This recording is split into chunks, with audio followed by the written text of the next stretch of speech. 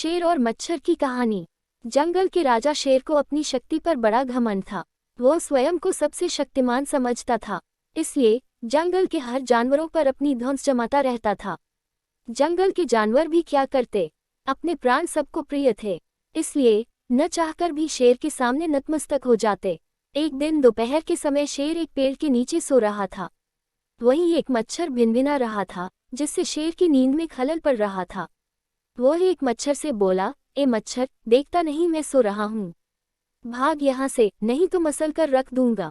मच्छर बोला, क्षमा करें वनराज, मेरे कारण आपकी नींद में व्यवधान उत्पन्न हुआ, किंतु आप मुझे ये बात नम्रता से भी कह सकते हैं। आखिर मैं भी इस धरती का जीव हूँ। अच्छा, तो तू छोटा सा मच्छर मुझसे जुबान लड़ाएगा? और क्या गल कहा मैंने? तुम मच्छर हो ही ऐसे कि कोई भी तुम्हें यूं मसल दे? मैं तो ये बार बार कहूँगा, क्या बिगाड़ लोगी तुम मेरा? मच्छर को शेर की बात और व्यवहार बहुत बुरा लगा। वो अपने साथी मच्छरों के पास गया और उन्हें सारी बताई। सभी मच्छरों को शेर की बात चुभ गई। उन्होंने तय किया कि इस संबंध में एक बार सब मिलकर शेर से बात करेंगे। सभी मच्छर शेर के पास पहुंचे और बोले, वनराज, हमें आपसे बात करनी है, जल्दी बोलो, मुझे तुम जैसों से बात करने की फुर्सत नहीं है। शेर बोला, वनराज, आप होंगे बहुत शक्तिशाली, किंतु इसका अर्थ ये कतई नहीं है कि आप अन्य जीवों और प्राणियों का मजाक उड़ाएं या उन्हें नीचा दिखाएं। मच्छर बोले, मैंने जो कहा सच कहा, मैं सबसे शक्तिशाली हूँ और मुझे कोई हरा नहीं सकता।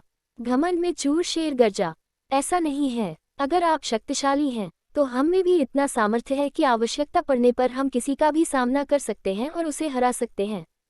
हम आपको भी हरा सकते हैं। मच्छर भी चुप न रहे। यह सुनकर शेर हंसते हुए बोला, तुम लोग मुझे हराओगे? तुम लोगों की इतनी हिम्मत कि मेरे सामने आकर ये बात कहो? मेरी शक्ति का अंदाजा नहीं है तुम्हें, अन्यथा ऐसा कभी नहीं कहते।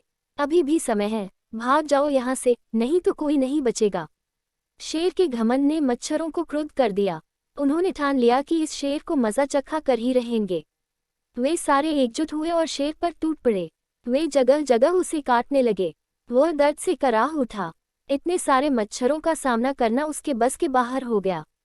वो दर्द से चीखता हुआ वहां से भागा, लेकिन मच्छरों ने उसका पीछा नहीं छोड़ा।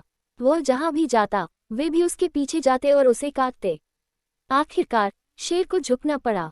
उसने हार मान ली। वो मच्छरों के सामने गिपड़ गिराने लगा, मुझे बख्श दो, मुझसे गलती हो गई, जो मैंने तुम्हें तुच्छ समझकर तुम्हारा मजाक उड़ाया और तुमसे बुरा व्यवहार किया। आज तुमने मेरा घमंड तोड़ दिया है, अब मैं कभी किसी को नीचा नहीं दिखाऊंगा। मच्छरों ने शेर को सबक सिखा दिया था, इसलिए उन्होंने उसे काटना बंद कर दिया। वे बोले, घमंडी का घमंड कभी न कभी अवश्य टूटता है। आज तुम्हारा टूटा है, घमंड करना छोड़ दो, अन्यथा एक दिन ये तुम्हें ले डूबेगा। और कभी किसी प्राणी को नीचा मत समझो, हर किसी का अपना सामर्थ्य और शक्ति होती है। शेर तौबा करते हुए वहां से भाग गया।